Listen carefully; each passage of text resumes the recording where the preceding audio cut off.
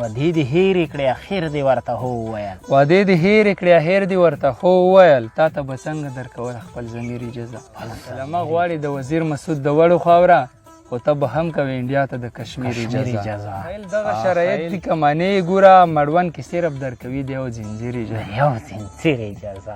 د ژوند خیال قدرمنو لیدونکو نیکې هیلې او درنې پیرزوینې مې ومنئ خوښ او خوشحاله یم چې یو ځل بیا ستاسو ورور ستاسو ملګری سید موسی فهیم او راسره د کمرې په برخه کې خیبر صاحب راغلي یو تر څو درته د ژوند خیال د شاعرانو لړۍ جاري وساتو چې خوشبختانه نن ورځ بیا هم په خوست کې پاتې کیږو چېرته چې محبت حیل صاحب اوسیږي له حیل صاحب څخه به د پوښتنو ترڅنګ ښکلې ښکلې غزلې اورو او ستاسو ادبي تندې به در خړوبوو نو نور انتظار هم نه اوږدوو وار له مخه حیل صاحب ته په خپرونه کې هرکلی او ښه راغلاست وایو حیل صاحب محترم ستړی مه شئ مننه سلامت اوسئ چې ما ته مو وخت راکړو زما د ماتې ګوډې کرښې تر نور رسوي ولې نه قربان دې شمه زمونږ هڅې او کوششونه تل همدغه دي چې هغه ورک شاعران ورک اوازونه یا د زړه هغه دردونه چې دوی د شعر په ژبه باندې لیکلي دي هغه تر خلکو ورسوو خوښ یو چې نن راسره په خپرونه کې تا لرو په لومړیو کې ستا پر یو خوندور او رنګین غزل باندې خپرونې ته ښکلا ورکوو بیا به مخ پر وړاندې ځو خیل صاحب فهیم صاحب په لومړی کې یو باید دا چې د حیل په قسمت ورسیږي چې د خیل په قسمت ورسیږي چې د حیل په قسمت ورسیږي له کبره ځان جونو کې ګوتو په سر له کبره ځان جونو کې ګوتو په سر واه غزل دی راځم غزل ته چې یو کار چې د پښتو وي پښتنۍ ولې نه کي یو کار چې د پښتو وي پښتانۍ ولې نه کي یو کار چې د پښتو وي پښتنۍ ولې نه کي چې مشره ماله غواړي نو هغه یې ولې نه کي نو هغه یې ولې نه کي اوه دوباره اورو یو کار چې د پښتو وي پښتنۍ ولې نه کي چې مشره ماله غواړي نو هغه یې ولې نه کي یو ته یې میخانه کې چې ګناه پسې ګناه کړي یو ته یې میخانه کې چې ګناه پسې ګناه کړي یو ته یې میخانه کې چې ګناه پسې ګناه کړي سړی چې ګناه کي پس په کعبه یې ولې نه کي زما به هم غلطه وي د ده هم دا غلطه زما به هم غلطه وي د ده هم دا غلطه زما به هم غلطه وي د ده هم دا غلطه اقرار چې کې په سترګو د پخله یې ولې نه کي که ته په ما توانې خو زه داسې جوړه نه کړم که ته په ما توانې خو زه داسې جوړه نه کړم که ته په ما توانې خو زه داسې جوړه نه کړم په ما چې قسم کی زما پترۍ ولې نه کي او د ځان په خلکو ګوري که دا ما په خلکو وژني دا ځان په خلکو ګوري او که ما په خلکو وژني دا ځان په خلکو ګوري که دا ما په خلکو وژني او خبرې دې کوي خو له خپل وری ولې نه کي خبرې دې کوي له خپل وری ولې نه کي منم چې خوروزان دي خو غلطه نښه ولي منم چې خوروزان دي خو غلطه نښه ولي یو دم چې ډز کوي لږ تماشۍ ولې نه کي او خایله زه ښه نه یم که دا نجونې که برجنې خایله زه ښه نه یم که دا نجونې که برجنې خایله زه ښه نه یم که دا نجونې که برجنې خالي لاس راکوي سم په چمبۍ ولې نه کي قربان سلامت سي خیل سي محترم دلته یوې وړې پوښتنې ته راځم د ژوند خیال ادبي فعالیتونه تاسو حتما تعقیبوئ دا څنګه ارزوئ خیل سي محترم مننه فهیم صاحب دا فعالیتونه واقعا چې تاسو ډېر په مخ روانې هغه لالونه چې تر اوسه پورې پټ پاتې شوي دي د ژوند خیال ادبي خپرونې رخواستې دي خلکو ته یې رسولې دي سلامت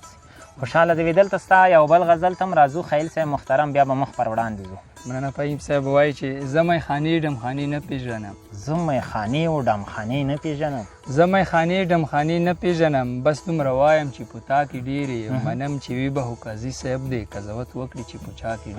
ډېرې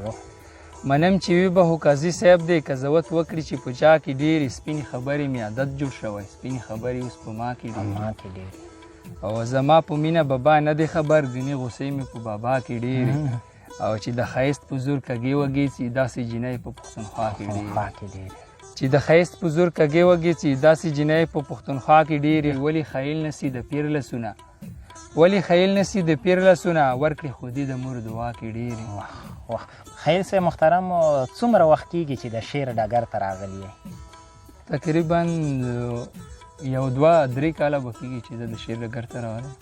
2-3 کاله کېږي چې شعر لیکئ تر دا مهاله هم څومره شعرونه لیکلي شعرونه تقریبا 90 پورې 80 پورې شعرونه لرم. ډېره مننه، سلامت سي، الله دې همداسې روان لره. نو دلته ستا یو بل غزل ته م راځو. یو بل غزل ده، امید لرم چې خوښ مو شي چې کینه چې دم دې کم راکړي ماله پیر اجازه. کینه چې دم دې کم راکړي ماله پیر اجازه. کینه چې دم دې کم راکړي ماله پیر اجازه، چې زړه تسکین دې وشي ومنه امیر اجازه. امیر اجازه. او تا به زما په دې څېړنې باور نه کېږي خو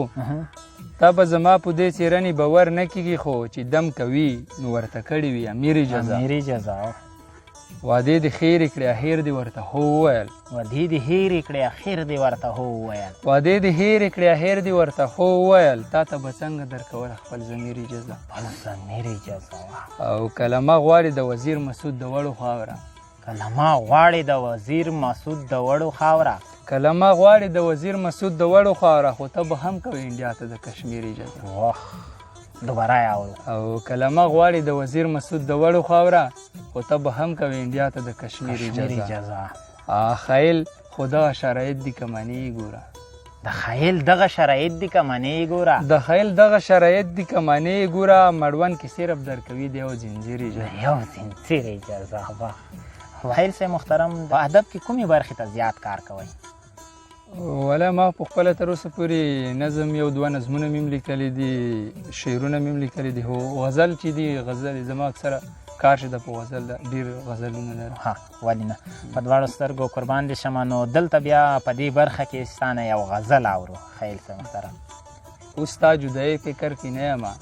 اوس ستا جدایۍ فکر کې نه یمه، اوس تا جدایۍ فکر کې نه یمه، اوس درنه نشو ملګره کړی یم، اوس درنه نشو ملګری کړی یم. اوس لمانه نجونې ستر نه کوي، اوس لمانه نجونې ستر نه کوي، اوس لمانه نجونې ستر نه کوي، اوس زلې ونو ملګره کړی یم. او اوس لیمیو ډک د سکي جام ستا یم،